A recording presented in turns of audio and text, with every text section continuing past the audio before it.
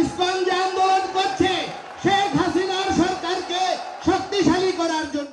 গত ৫ আগস্ট আওয়ামী লীগ সরকারের পতনের পর দেশব্যাপী সংখ্যালঘুদের ওপর কথিত হামলার অভিযোগ ইসকনের বিতর্কিত নেতা চিন্ময় কৃষ্ণ দাসের।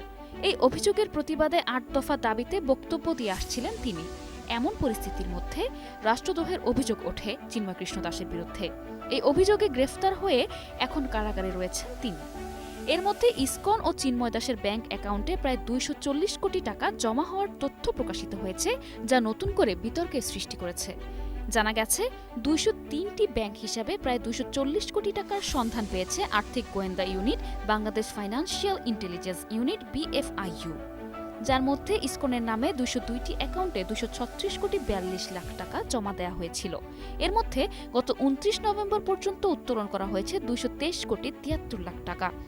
ব্যাংক হিসাবগুলোতে জমা রয়েছে ১২ কোটি ৯৪ লাখ টাকা।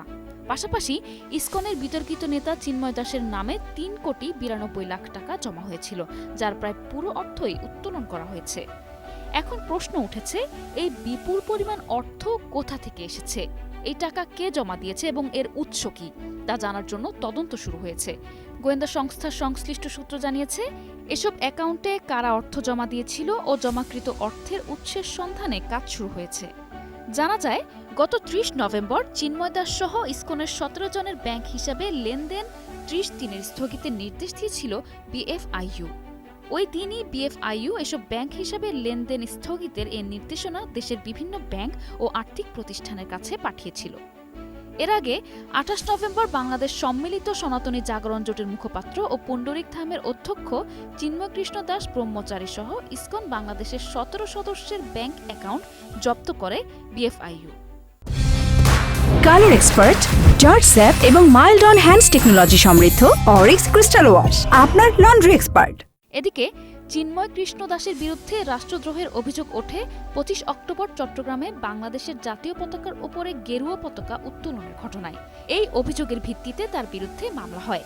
এরপর ২৭ নভেম্বর শাহজালাল বিমানবন্দরে ডিবি পুলিশ তাকে গ্রেফতার করে।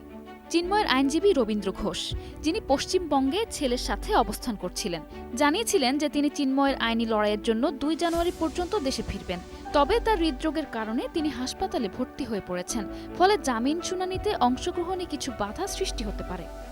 এদিকে রবীন্দ্র ঘোষ গত এক সাক্ষাৎকারে জানিয়েছিলেন যে ভারতীয় প্রধানমন্ত্রী নরেন্দ্র মোদীকে চিন্ময়ের মামলায় হস্তক্ষেপের জন্য তিনি একটি চিঠি পাঠিয়েছিলেন, তবে এখনও তার চিঠির কোনো উত্তর মেলেনি। এই পরিস্থিতিতে চিন্ময়ের ভাগ্যে কি হবে তা নিয়ে অনিশ্চয়তা বিরাজ করছে। তার বিরুদ্ধে রাষ্ট্রদ্রোহের মামলায় আদালতে কি সিদ্ধান্ত আসবে তা জামিন শুনানির পর স্পষ্ট হবে।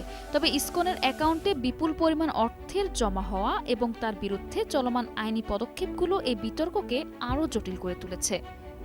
নিউজ ডেস্ক, ২১শে টেলিভিশন।